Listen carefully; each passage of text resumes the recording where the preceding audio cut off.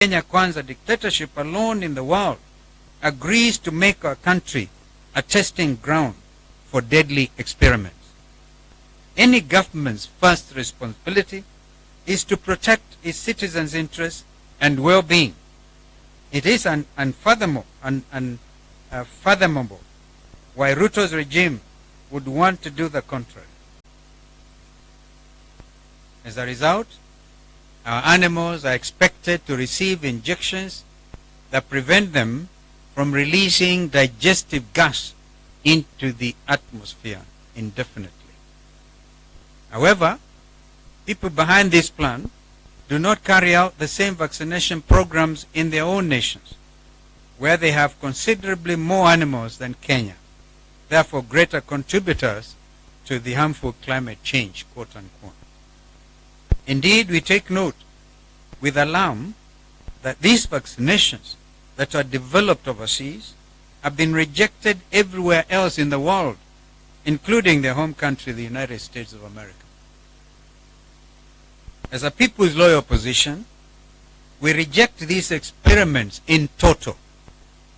Let everyone know that we will resist them to the very end. We ask our fellow Kenyans to join us in opposing the proposed vaccinations which clearly hurt our animals and endanger our people. We have also been reliably informed on incontrovertible scientific authority that these vaccines will alter the genetic structure of our animals. After 1 or 2 generations of vaccines, up to 36 months, reproduction of new life will begin to be plagued by issues. These issues include, but are not limited to, the birth of animals with severe biological malformations as a result of genetic manipulation. There will also be the difficulty of the animal's incapacity to reproduce completely. Some of these negative side effects will eventually be passed to human populations via the eating of contaminated animal farm produce. This is completely unacceptable, and on behalf of the Kenyan people, we will not tolerate it. It is difficult to understand why the Kenya Kwanza dictatorship alone in the world agrees to make our country a testing ground for deadly experiments. Any government's first responsibility is to protect its citizens' interests and well-being. It is unfathomable why Ruto'S regime would want to do the contrary. The admission of these vaccines into Kenya is clearly irresponsible and risky. We must all stand up and oppose it. We also wish to point out that the vaccination exercise is only the harbinger of more sinister things to follow. The scheme is to eradicate farm animal production entirely. They will end production of beef and other bovine meats as we have traditionally known them in the country. The proprietors of these projects seek to replace farm foods with industrially generated synthetic meats. The negative consequences are twofold.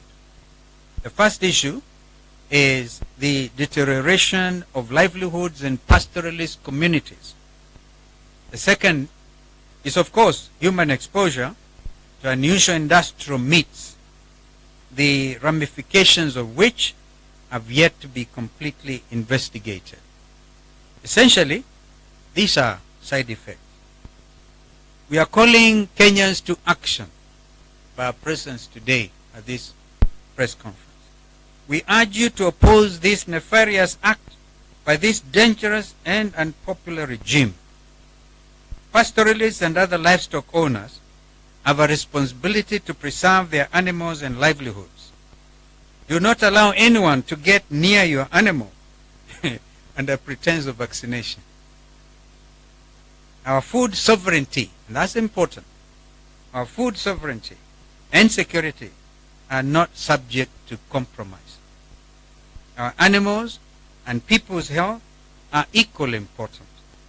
Every Kenyan, therefore, has a responsibility to aggressively oppose this cruel goal.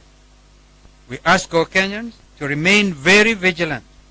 Do not allow any agent or official of the Ruto regime to come anywhere near Kenyan cattle with these vaccines. There will be no forced vaccination of animals in Kenya.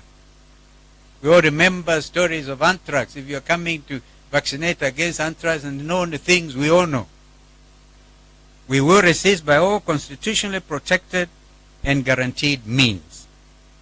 Lastly, ladies and gentlemen, we commend our Catholic bishops for calling out this rogue